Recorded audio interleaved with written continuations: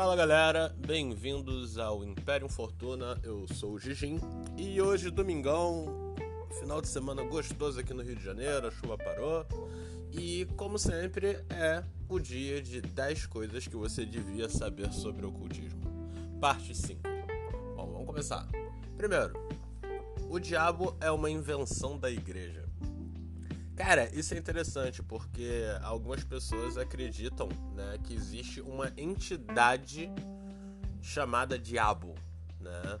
Sendo que, na verdade, o que a gente tem é uma porrada... É um aspecto, vamos colocar assim. O diabo seria um aspecto criado pela igreja, para englobar tudo de negativo e tudo que vá contra o que a gente tem nos 10 mandamentos ou nos evangelhos e etc.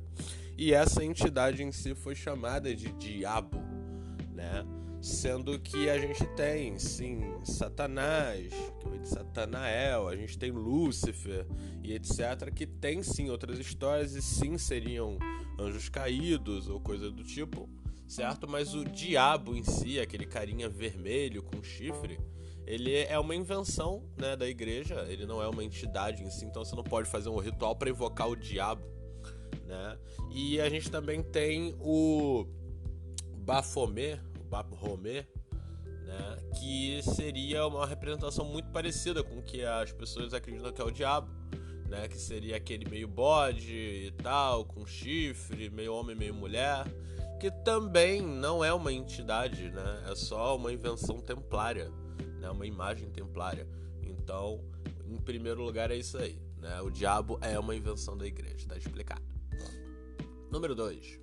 Na Goetia você pode evocar anjos. Bom, a Goetia, ao contrário do que muita gente pensa, não é um sistema para invocar 72 demônios. Eles nem chamam os demônios de demônios ali, eles chamam de espíritos. E a Goetia em si, ela não é exclusivamente para aqueles 72 demônios. A Goetia é um sistema. E esse sistema pode sim ser utilizado para evocação de anjos e até de outras entidades. No Legemeton inteiro vocês vão encontrar inclusive uma lista com os selos dos anjos. Um grande lance da Goetia que as pessoas às vezes esquecem um pouco é que você precisa do selo e do nome da entidade para poder evocar ela. E o selo ele pode ser criado pelo evocador ou ele pode ser encontrado pelo evocador em algum grimório, que é o que a gente tem no Legemeton, certo? Mas o sistema em si, ele serve para praticamente qualquer entidade. Terceiro, uma pedra pendurada no pescoço não é só uma pedra. Bom, isso daí é pra galera que gosta de utilizar amuletos. Obviamente, se você pegar uma pedra com muitos cristais que a gente vê aí, que nada mais são do que vidro, né? E etc. É só um pedaço de vidro pendurado. Às vezes algo plástico, um metal, acrílico, é só isso. Porém, quando a gente utiliza algo mineral, tipo uma pedra de citrino, um ônix, um quartzo, ele, apesar de poder ser utilizado somente como enfeite, ele ainda mantém algumas das suas características energéticas, né, que as pessoas chamam de características mágicas. Então, quando você pendura aquilo no seu pescoço, ela pode sim ter um efeito mesmo que você não tenha controle sobre ele.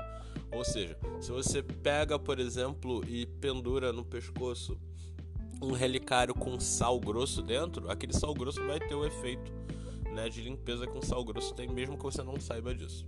Então uma pedra também vai ter esse efeito, ou seja, se você bota um citrino, por exemplo, ele vai ter o efeito, né, de proteção, de absorção energética que um citrino tem, mesmo que você não saiba disso.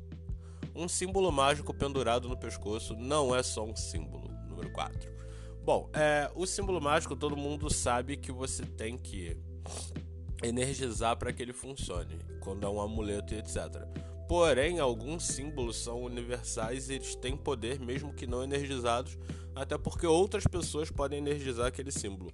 Um exemplo que as pessoas usam bastante é o crucifixo, né? Por mais que você pegue, por exemplo, um indígena e coloque um crucifixo no pescoço dele, ele não faz ideia do que serve aquele crucifixo, mas as pessoas que sabem, né, o significado daquele símbolo, né, da cruz e tal, e toda a história que tem ao redor dele, fazem uma energização indireta daquele símbolo. Então, quando você pendura um símbolo no seu pescoço e não sabe o significado, você está sendo burro pra caralho, porque ele pode significar algo bem ruim. Quinto, não se ganha favores de entidades pagando boquete. Cara, esse daí é aquele clássico do ocultista trevoso bêbado, né? Que pega um monte de menininha, diz que é bruxão do mal, e aí ele fala que vai fazer alguma coisa, mas a mina tem que pagar favores sexuais pra ele. Cara, desde o começo dos tempos existe essa opção de pagar com favores sexuais. Hoje em dia até o Uber e táxi está sendo pago com favores sexuais. Só que a verdade é que uma entidade em si, ela não é alimentada de boquete ou qualquer coisa do tipo. O cara, ele pode sim fazer um ritual de magia sexual para pagar energeticamente uma entidade? Pode, mas é um ritual para isso. Se é por acaso algum ocultista ou alguma ocultista pedir alguma coisa sexual pra você, você tá fazendo um favor para esse ocultista em si, para que ele faça algo pra você. Se ele realmente for fazer, é contigo, se tu quer ou não. Mas você não vai realmente pagar o boquete pra entidade, sabe? Quando vai ter um Asmodeu ali da vida, um Baal, né? Falando, vai garota, é isso aí, entendeu? Não, isso não vai rolar, tá? Número 6. Um livro em PDF ainda é um livro. Cara, eu conheço muitos ocultistas que odeiam PDF, né? Eles têm um preconceito com PDF e tal, e eles acham que os livros deles que são de papel são melhores. Cara, isso é uma grande burrice. Eu sei que pode ter aquela questão do gostar do livro em si, de ter o livro na estante, e isso é hobby, isso não tem nada a ver com ocultismo. Então, se você tem o livro em PDF, é o mesmo livro, né? Se tiver completo, é o mesmo livro que o cara tem em papel e o efeito é o mesmo. Então, o livro não é mágico, o que está escrito nele é mágico. 7. Seu livro de papel não é mais especial que um livro em PDF completo. O conteúdo é o mesmo. Bom, foi o que eu disse no anterior. Se o teu livro em PDF estiver completo, pode usar ele nos seus estudos e tal, normalmente. E futuramente a gente sabe que todos os livros vão ficar em PDF ou algum outro tipo de formato de arquivo, porque as árvores precisam descansar. Número 8. Entidades não gostam de ter seus nomes utilizados em MMORPG.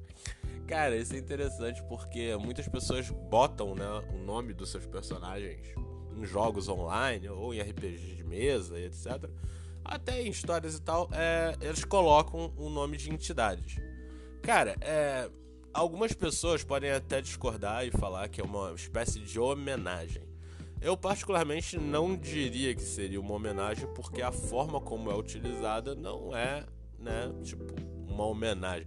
Você pegar um gato e colocar o nome de uma entidade e tratar ela com carinho, ou pegar teu filho e botar o nome de uma entidade, eu não aconselho isso, por favor, não façam isso.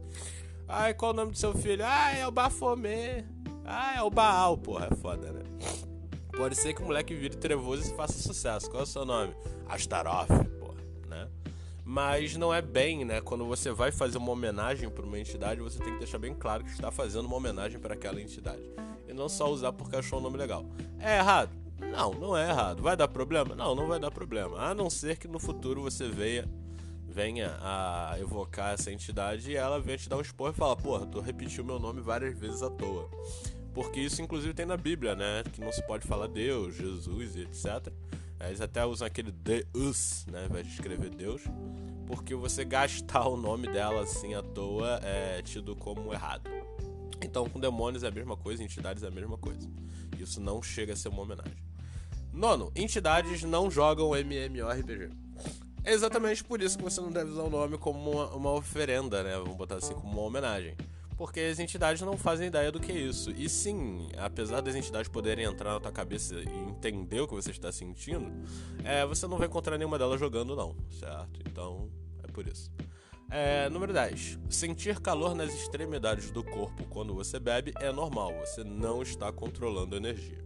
Bom, esse daí é um pouco controverso porque sim, quando você bebe, você consegue com mais facilidade exalar energia e tal. Mas também se toma cachaça, obviamente a temperatura do seu corpo vai aumentar e obviamente as extremidades do corpo, né, vão liberar mais calor. Sim, muitos rituais utilizam bebida alcoólica, algumas drogas, etc., para que a pessoa tenha mais controle energético, etc. Mas você tem que saber fazer isso. Não basta simplesmente você beber e olha só, estou soltando meu chakra, meu cosmos. Não, não é assim que funciona, certo? E sim, se você estiver fazendo exercícios de expansão energética, controle energético, e você sente uma facilidade quando bebe, isso é normal, porque a bebida traz euforia, a bebida realmente aumenta a temperatura do seu corpo e vai fazer com que você exale energia e calor também, né? Calor não deixa de ser uma energia. Você tá gastando caloria ali enquanto você tá bebendo e vai gerando mais calor, certo? E bônus aqui o 11, né? Na época eu botei: ler postagens de atos negros não te torna um ocultista instantâneo. Bom, realmente, tem muita gente que acha que só porque leu algumas postagens virou ocultista. Não é assim. Se você lê algumas postagens, você se tornou um curioso, você pode estar estudando o assunto, você se tornou um estudioso. Mas para que você se torne realmente um ocultista, você tem que se dedicar e praticar. E isso não demora uma semana, como uma galera aí no YouTube fala que em um mês já tá evocando o demônio, caralho. São anos de estudo. Então, tentem levar isso em consideração e não cheguem falando, tipo, olha, virei ocultista porque entrei no Imperium Fortuna e li pra caramba. Não é assim que funciona, certo? Então, galera, por hoje é só. Hoje é domingão. Eu desejo um ótimo final de semana aí, restinho de final de semana pra vocês. E até a próxima. Valeu!